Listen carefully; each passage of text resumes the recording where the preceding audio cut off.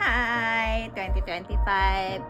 25, a new me, a new look, a new kilay. Kilay is life. Kulang na nga lang is kilay. Kaya samahan niyo ko. Pupunta ako dun sa pinakamagandang kilay maker. Woo! Kilay maker! Watch out! So this is it! Another day, another new look for 2025. Punta ngayon ako sa pinakamagandang kilay maker. Watch out! Yan ako.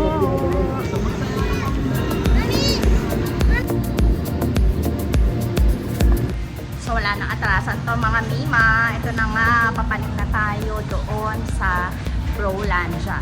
Tingnan natin ha. Tingnan niyo yung kilay ko. Yan na lang talaga kulang. Charot! Tingnan niyo ha. Update ko kayo later.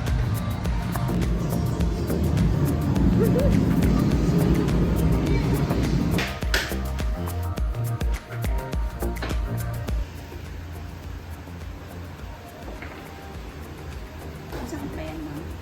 Tolerable. Hindi ko ba yan sa diabetes? Pwede rin. Kasi control naman yung insulin.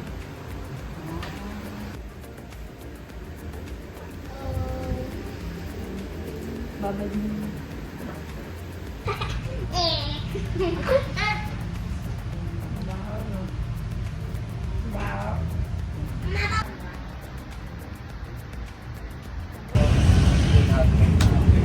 So ito na guys. Hi guys. Like. Subscribe. Bye bye. Baka di-activate ang 2Gcash mo. Hindi ka na kung na lang. Surprise! Surprise! So yun na yun mga mi. Yan ang aking microblading for the price of 1,500.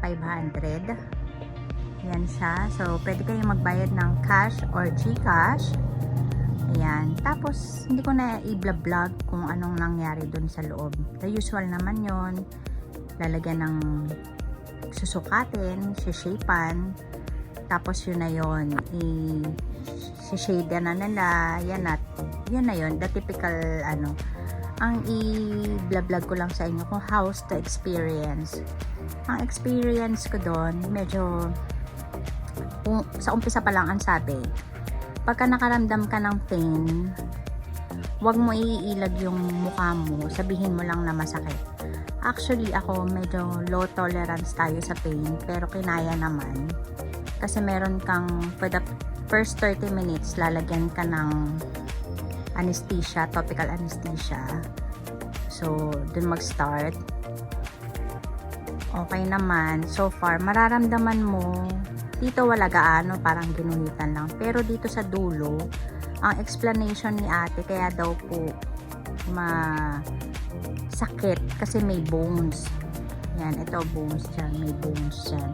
So, yun yung masakit. Dito kasi medyo may laman pa. Ayan. So, yun. Microblading lang yung pinagawa ko para natural look lang siya.